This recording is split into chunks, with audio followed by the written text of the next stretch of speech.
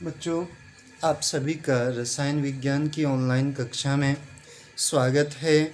देखिए बच्चों, आज हम जो पढ़ रहे हैं इसमें कक्षा 9 में सबसे पहले चैप्टर की शुरुआत करते हैं हमारे आसपास के पदार्थ। देखिए, अब तक हमने कक्षा 8 में एक बुक पढ़ते हुए आए थे विज्ञान की। यहाँ पे भी जब हम कक्षा 9 में आते हैं, यहाँ पे भी हम बुक तो वही पढ़ते हैं विज्ञान की, लेकिन उसके 3 भाग करते हैं हम।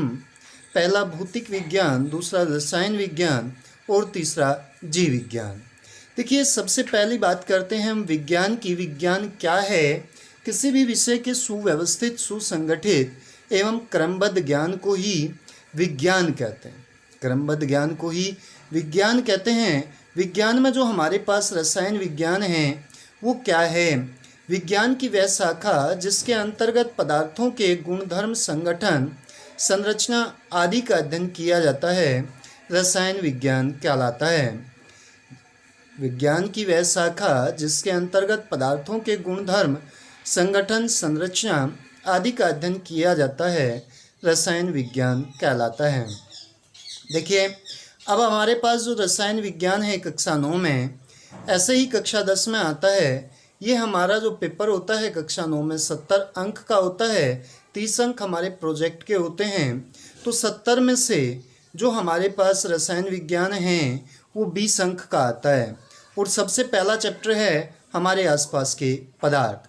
वहाँ से शुरुआत करते हैं। तो सबसे पहला जो हमारा पास है वो पॉइंट ये है, द्रव्य या पदार्थ क्या होते हैं। देखिए, द्रव्य और पदार्थ क्या होते हैं। द्रव्य वह है जो स्थान घेरता है, जिसमें द्रव्यमान होता है, जिसे हम अपनी ज्ञानेंद्रियों से महसूस कर सकते हैं, जैसे मेज, कुर्सी, हवा, वायु। ये क्या है? द्रव्य हैं।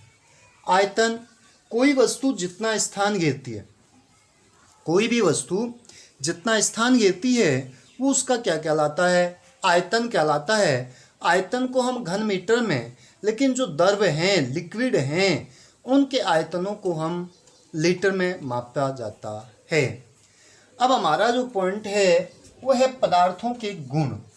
पदार्थों के क्या गुण हैं? सबसे पहला तो ये है, कोई भी जो पदार्थ होगा उसके कणों के बीच में एक रिक्त स्थान होता है, जिसे हम अंतराण्विक स्थान कहते हैं।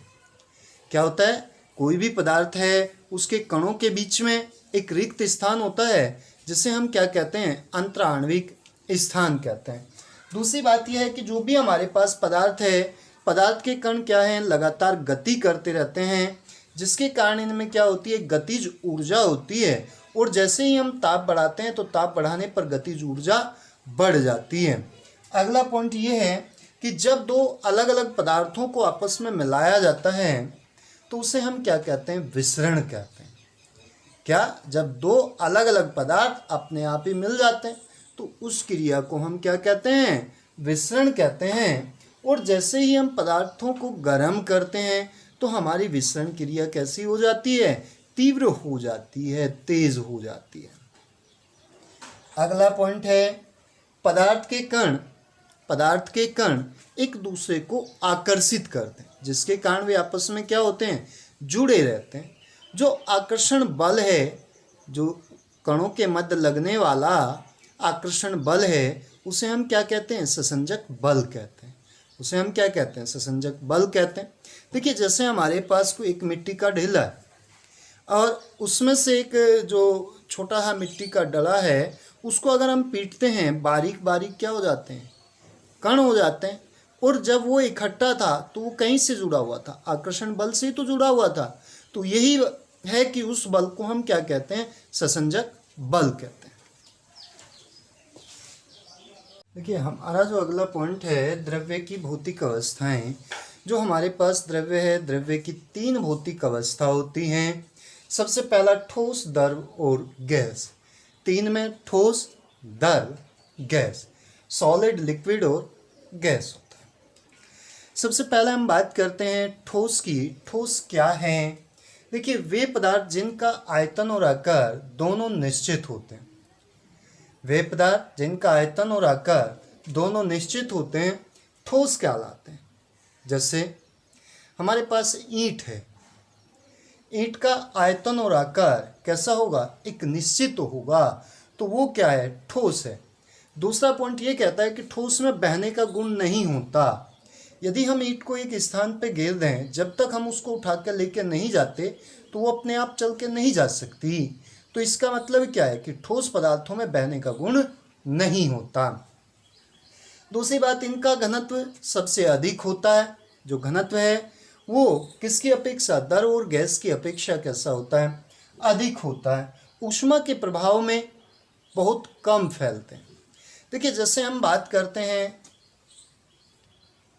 ठोस की, जब हम गर्म करते हैं, गर्म करने पर फैलते तो हैं लेकिन इतने नहीं फैलते कि बहुत ज़्यादा फैल जाते हैं, बहुत कम फैलते हैं। जैसे लोहा है, लोहे को हम गर्म करते हैं, ठोस में आता है तो वो क्या होता है, फैल जाता है। लेकिन फैलाने के लिए हम उसको क्या करते हैं, जब लाल गर्म करते हैं उसके बाद हम उसको पीटते भी हैं। अपने आप तो फैलता है लेकिन इतना नहीं फैलता, पीट के फैलाते हैं उसको हथौड़े से। अगला पॉइंट है, दाब के प्रभाव से आयतन पर बहुत कम प्रभाव होता है। जब हम किसी भी पदार्थ को दबाते हैं, उस पर दाब डालते हैं, तो उसका जो आयतन है वो प्रभावित होता है, लेकिन जो ठोस है उसका आयतन बहुत कम प्रभावित होता है। अगला पॉइंट ये कहता है कि जो ठोस है, ठोस के जो कण हैं, जो ठोस है उसे जो छोटे छोटे कण हैं उनको आपस में सरलतापूर्वक नहीं जोड़ा जा सकता। जैसे हम लकड़ी की बात करें, अगर हमने एक तख्ता तोड़ दिया तो वो आराम से नहीं जुड़ सकता। इसका एग्जाम्पल है ईंट, पत्थर, लकड़ी आदि। देखिए हमारा जो पॉइंट है द्रव है। द्रव क्या है, देखिए वे पदार्थ जिनका आयतन निश्चित और आकार अनिश्चित होता है। द्रव को जिस भी पात्र में डाला जाता है ये उसी का आकार ले लेते हैं। कैसे, जैसे हमारे पास एक बाल्टी, एक गिलास पानी है, अगर हम उसे बाल्टी में डालते हैं तो बाल्टी की तली में आता है। अगर हम इसे लुटिया में डालते हैं तो ये उसी का आकार ले लेता है। अर्थात जो हमारा द्रव है, जिसे हम जिस भी पात्र में डालते हैं ये उसी का आकार ले लेता है। दूसरा पॉइंट ये कहता है कि ये ऊपर से नीचे की ओर बहता है। देखिए जो द्रव है उसकी प्रकृति है हमेशा ऊपर से नीचे की ओर बहने की। देखिए हम कहीं भी एक सतह पर डाल दें तो हमेशा वो ऊपर से नीचे की दिशा में बहना शुरू हो जाता है। दूसरी बात यह है, अगला पॉइंट जो कहता है, इनका घनत्व ठोस से अधिक और गैस से कम होता है। जो घनत्व की बात थी, ठोस से अधिक और गैस से कम होता है। अगला पॉइंट यह है कि ऊष्मा के प्रभाव से ये ठोस से अधिक और गैस से कम फैलते हैं। जो ठोस है वो सबसे कम फैलता है, उसके बाद द्रव फैलता है, उसके बाद गैस, अर्थात ठोस सबसे कम और गैस सबसे अधिक फैलती है। अगला पॉइंट यह है कि जो दाब का प्रभाव है वो आयतन पर कम होता है। यदि हम किसी भी द्रव पर दाब डालते हैं तो उसके आयतन पर बहुत ही कम प्रभाव पड़ता है। अगला पॉइंट यह है कि जो छोटी छोटी बूंद हैं उन्हें मिलाने पर एक बड़ी बूंद का निर्माण होता है।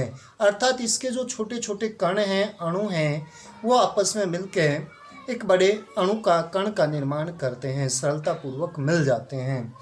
जैसे दूध है, जल है, ब्रोमीन है, पारा है। ये क्या है, देखिए जैसे हम एक पानी है, पानी को एक इंजेक्शन में डालते हैं तो उससे हम बहुत छोटी सी बूंद निकाल सकते हैं। और जैसे हम ये भी देखते हैं कि जब हम अपने घर में खाना बनाते हैं, कोई भी गर्म पदार्थ होता है उस पर रखते हैं तो उस पर क्या होता है, जो वाष्प होती हैं उसकी छोटी छोटी बूंद बन जाती है। जब आप उनको इकट्ठा करते हैं हाथ फेर के तो वो एक बड़ी बूंद में कन्वर्ट हो जाता है। इसमें आपका एग्जाम्पल दूध हो गया, पारा हो गया, जल हो गया, ब्रोमीन है। गैस, गैस सबसे पहली बात है, गैस क्या है, वे पदार्थ जिसका आयतन और आकार दोनों अनिश्चित होते हैं गैस कहलाते हैं। गैस को हम जिस भी पात्र में डालते हैं ये उसी का आयतन और आकार ग्रहण कर लेता है। अगला पॉइंट ये है कि गैस के कण चारों दिशाओं में फैलते हैं। देखिए जैसे हमारे पास एक छोटा सा परफ्यूम है, हम उसको डालते हैं तो डालने पे वो पूरे कमरे में फैल जाता है। क्या होता है, वो पूरे के पूरे कमरे में फैल जाता है। तो इसका मतलब क्या है कि उसकी दुर्गंध या सुगंध कहाँ पे, दूर तक जाती है। तो ये क्या हो गया, चारों दिशाओं में फैलता है। अगला पॉइंट ये है कि जो इसका घनत्व है वो ठोस और द्रव दोनों से कम होता है। घनत्व क्या होता है, द्रव्यमान बटे आयतन। वो क्या है कि ठोस और द्रव दोनों से कम होता है। अगला पॉइंट ये है कि ऊष्मा के प्रभाव प्रभाव से। अर्थात जब हम गर्म करते हैं तो गर्म करने पर जो गैस के कण हैं वो ठोस और द्रव दोनों की अपेक्षा क्या होते हैं, अधिक फैलते हैं। ठोस और कण दोनों की अपेक्षा अधिक फैलते हैं और जो इसका आयतन है उस पर जो दाब का प्रभाव है वो अधिक होता है और जो गैस के कण हैं वो सरलतापूर्वक आपस में जुड़ जाते हैं। अर्थात जो गैस है उसके कण आपस में एक दूसरे से जुड़ जाते हैं, जिसके कारण इसकी दुर्गंध दूर तक आती है। जैसे हमारे पास वायु है, हाइड्रोजन है, ऑक्सीजन है। धन्यवाद।